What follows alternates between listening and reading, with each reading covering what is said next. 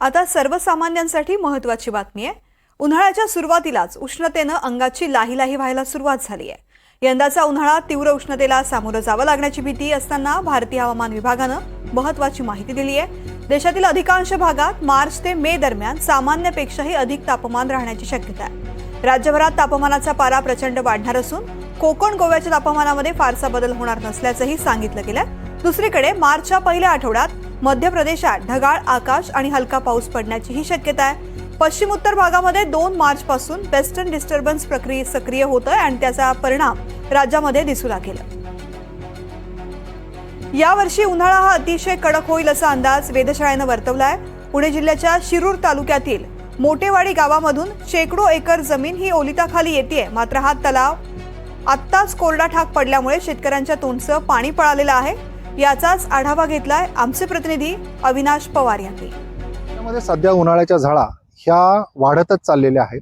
हवामान खात्याने देखील अंदाज वर्तवलेला आहे की या वर्षीचा जो उन्हाळा आहे तो अतिशय कडक होणार आहे आणि तशीच परिस्थिती आपल्याला संपूर्ण राज्यामध्ये पाहायला मिळते। शिरूर तालुक्यामध्ये मी आता मोटेवाडीचा जो तलाव आहे त्या ठिकाणी उभा आहे। या तलावामधलं जे दृश्य आहे ते आपण जर पाहिलं तर या ठिकाणी शेतकऱ्यांचे जे पंप आहेत त्यासाठी लावलेली जे वीज साठीच्या जो जोडण्या आहेत त्याच्यापासून आपण इकडे तलावात हे सगळे जे पाईप टाकलेले आहेत शेतीसाठी पाणी या तलावातून उचललं जातं आणि याच्यावर जवळजवळ शेकडो एकर शेती ही केली जाते। केवळ या मोटेवाडी तलावात मोटेवाडीच नव्हे तर आसपासचे अनेक गावं या तलावाच्या पाण्यावर अवलंबून आहेत। इथलं आपण जर दृश्य पाहिलं तर आपण फक्त तलावामध्ये ह्या सगळ्या ज्या काही पाईपलाईन्स पाहतोय त्या उघड्या पडलेल्या आहेत आणि एका ठिकाणी जो थोडासा स्रोत आहे त्या ठिकाणी लांबवरून एका विहिरीतून पाणी आणून त्या ठिकाणी या तलावात टाकत असल्याचं हे वेगळं असं दृश्य आपल्याला पाहायला मिळते। इथे जी काही जॅकवेल आहे ती देखील कोरडी ठाक पडलेली आहे आणि एकूणच आपण जर परिस्थिती पाहिली तर शिरूर तालुक्यामध्ये आत्ता जे रखरखत ऊन आहे ते दिवसेंदिवस वाढत चाललेलं आहे।